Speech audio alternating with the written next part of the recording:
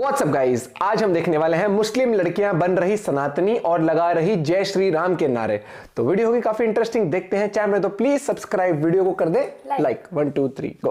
और नहीं तो हम सारी मुसलमान औरतें आदमी हिंदुओं के पास चले जाएंगे कि हमसे चल के मंदिर में फेरे लगवा लो और हमें अपने साथ अपनी बीवी। लेकिन ये जो झंडा दिख रहा है आपको राम जी का, जय श्री राम, ये हौसला बढ़ाता है मेरा। राम नाम करते हुए मैं निकलती हूँ। फिर हम एक दूसरे को छत पे देखते थे, फिर ऐसे करके हमारी मुलाकात वगैरह हुई। फिर इनसे बात हुई तो इन्होंने बोला मैं हिंदू हूँ, तो मैंने बोला ठीक है मैं हिंदू बनने को तैयार हूँ। फिर ऐसे करके हमारी बात आगे बढ़ी। फिर आज तो ये है सनातन धर्म की संस्कृति और प्यार।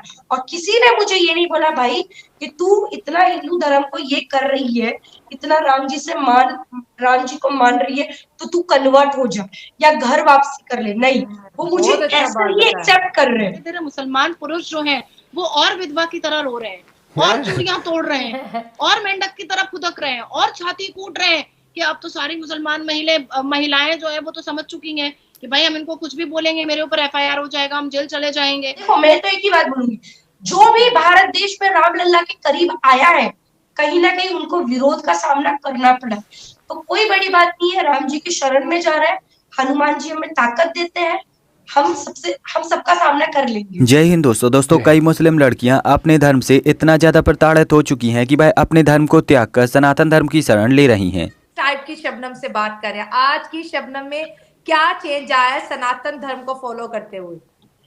भाई मैं सच्ची बोल रही हूँ, 32 डेज हो गए मैं घर से बाहर हूँ। कहीं ना कहीं मेरी फैमिली मुझे बहुत सपोर्ट करती है, बहुत याद आती है उनकी। मतलब तो फिर एक बोलते ना, हमारे भारतीय सेना से, दुनिया की कोई भी सेना हो, उनसे भारतीय सेना से कहीं ना कहीं प्रेरणा लेते हैं भाई, कि वो भी अपने देश के लिए अपने घर से बाहर रहते हैं कहीं ना कहीं। तो उनको सोच के मुझे बड़ा अच्छा लगता है कि भाई वो दूर हो सकते हैं, मैं तो 32 दिन के बाद या 40 दिन या 50 दिन के बाद घर पहुंचूंगी, लेकिन वो सालों साल बॉर्डर पे खड़े रहते हैं, तो कहीं ना कहीं वहां से हिम्मत मिलती है।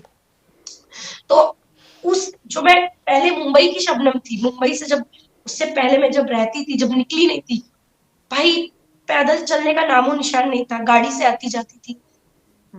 कभी मैंने टेंट में नहीं सोया है, कभी बाहर नहीं सोई है, सर्दी का सामना नहीं किया है। ऑनेस्टली महाराष्ट्र का, मुंबई का वेदर ऐसा है कि वहां पर हमेशा धूप निकलती है, मतलब गर्म मौसम है, एक जैसा मौसम है। लेकिन मध्य प्रदेश में, उत्तर प्रदेश में बड़ा ठंडी है, तो कभी उस चीज का सामना नहीं किया है।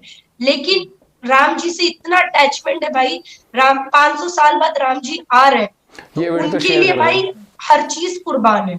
और आज आप ये फर्क देखिए, राम मंदिर के टाइम की वीडियो। अब दरअसल पिछले कुछ समय से हमें ये न्यूज बार बार सुनने को मिलती है कि बीते समय में कई ऐसी मुस्लिम लड़कियां सामने निकल कर आई हैं जिन्होंने अपने धर्म को त्याग कर अपनी स्वेच्छा से सनातन धर्म को स्वीकार कर लिया है। और इन लड़कियों की संख्या लगातार तेजी से बढ़ रही है और इसीलिए अब मुस्लिम लड़कियां बुर्का को त्याग कर साड़ी और सिंदूर धारण कर रही है। कई मुस्लिम लड़कियों ने हिंदू लड़कों से शादी करके इस्लाम धर्म को त्यागा और फिर सनातन धर्म को स्वीकार किया। और कई मुस्लिम लड़कियों ने इस्लाम की कुप्रथाओं की वजह से इस्लाम धर्म को छोड़कर सनातन धर्म स्वीकार कर लिया है। जो लड़कियां इस्लाम धर्म को छोड़कर सनातन धर्म को स्वीकार कर रही हैं, तो उनका यहाँ पर कहना होता है कि इस्लाम धर्म और सनातन धर्म में जमीन आसमान का अंतर है। वो कहती हैं कि इस्लाम धर्म में लड़कियों को जिन कुप्रथाओं का सामना करना पड़ता है, ऐसी कुप्रथाएं हमें सनातन धर्म में देखने को नहीं मिलती। उन लड़कियों का आगे यहाँ पर कहना होता है कि सनातन धर्म में इस्लाम धर्म के जैसे परिवार के सदस्यों के साथ शादी विवाह नहीं होता, बल्कि सनातन धर्म में तो ये एक बहुत ही बड़ा जघन्य पाप माना जाता है। उनका आगे यहाँ पर यह भी कहना होता है कि सनातन धर्म में महिलाओं को जितनी आजादी और स्वतंत्रता दी जाती है, उतनी इस्लाम धर्म में आजादी स्वतंत्रता नहीं मिलती। अब आज के समय सनातन धर्म केवल मुस्लिम लड़कियां ही नहीं बल्कि पूरी दुनिया की पसंद बनते जा रहा है। और आपको देखने को मिलेगा कि फॉरेनर्स भी सनातन धर्म की ओर आकर्षित होते हैं और मंदिरों में जाते हैं। हमारे पास एक टॉपिक है,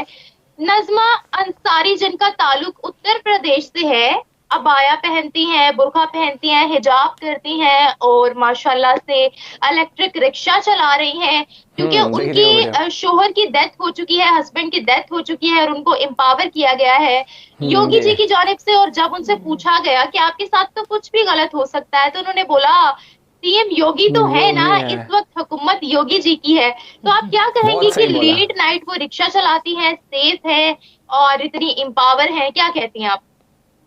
सबसे पहले तो मैं आपको उत्तर प्रदेश के मुख्यमंत्री योगी आदित्यनाथ जी के बारे में एक चीज बता दूं।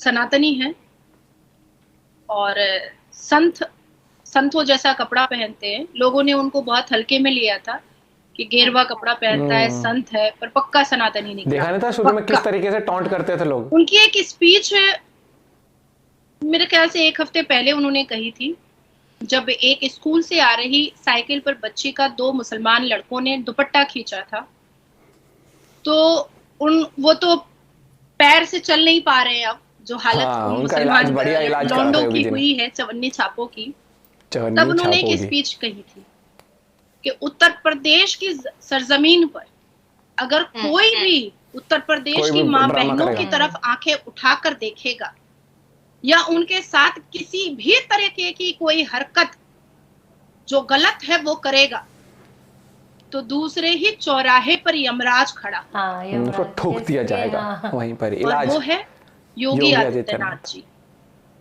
इस बात से कोई गुरेज नहीं कर सकता है निम्रा, चाहे इस्लाम मेरा और आपका धर्म हो या सनातनी धर्म हो या कोई भी धर्म के मानने वाले हो, जब जब धरती पर बहुत ज्यादा गंदगी, अश्लीलता, चोरी, बेईमानी जब फैलती है, तो मेरे धर्म के हिसाब से कोई पैगंबर आते हैं, सनातनी धर्म के हिसाब से कोई संत साधु आते हैं और वो सारी गंदगियों को, वो सारी अश्लीलताओं को वो साफ करते हैं।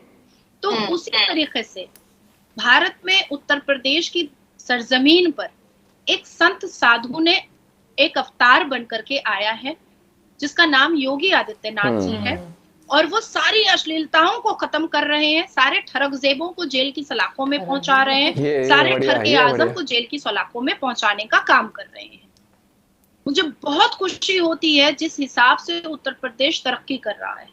मैं 2019 में उत्तर प्रदेश में लोकसभा इलेक्शन की कैंपेनिंग में गई थी, और जितनी कैंपेनिंग मैंने लोकसभा इलेक्शन में की थी उत्तर प्रदेश में, मैंने सब मुस्लिम इलाकों में किया था। और मुस्लिम इलाकों में माँ बहनों ने मुझे जो स्वागत किया था और जिस हिसाब से उन्होंने मुझे रखा था, मैं उसको लफ्जों में मैं बयान नहीं कर सकती। मैं उनके यहाँ ही नमाज पढ़ती थी, क्योंकि मैं 5 वक्त नमाजी हूँ, जिसका रीजन है कि मैं लाली पाउडर या नेल पेंट वगैरह मैं यूज नहीं करती हूँ।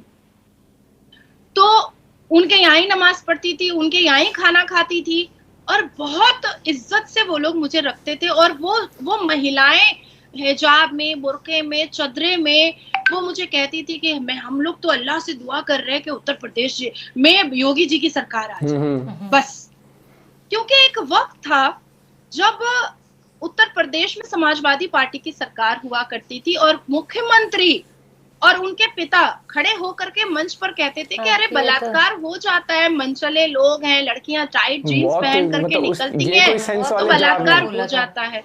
अब मिठाई का डब्बा खुला रहेगा तो किसी का मन आ ही जाएगा उठा करके खाने का। ऐसी टिप्पणियां उत्तर प्रदेश में योगी जी की सरकार आने से पहले बलात्कार पर, महिलाओं के अगेंस्ट में, महिलाओं के खिलाफ में। खैर, अब मुस्लिम लड़कियां जो कि सनातन धर्म को स्वीकार कर रही हैं, तो इस पर आपकी क्या प्रतिक्रिया है? आप यहाँ पर क्या सोचते हो? अपना जवाब। भाई वक्त बदला है, माहौल बदला है योगी जी के आने के बाद यूपी में खासकर, ठीक है। वहां पर वुमेन एम्पावरमेंट से लेकर वुमेन की सेफ्टी सिक्योरिटी वाइज भी, शाम को कोई घूमता है या फिर नॉर्मल कोई बिजनेस भी कर रहा है तो लोगों को अब वो डर नहीं रहता कि भैया कोई भी आएगा कि कोई भी हुड़दंग मचाएगा या फिर कोई भी आके धमकी दे जाएगा। इस तरीके से माफिया का तो इलाज हो रहा है, उनको तो डायरेक्ट सैर कराई जा रही है, ठीक है। और कई बार वो क्या कहते हैं, वो अपने आप पलट गई, वो आता ना है गाड़ी पलट जाती है।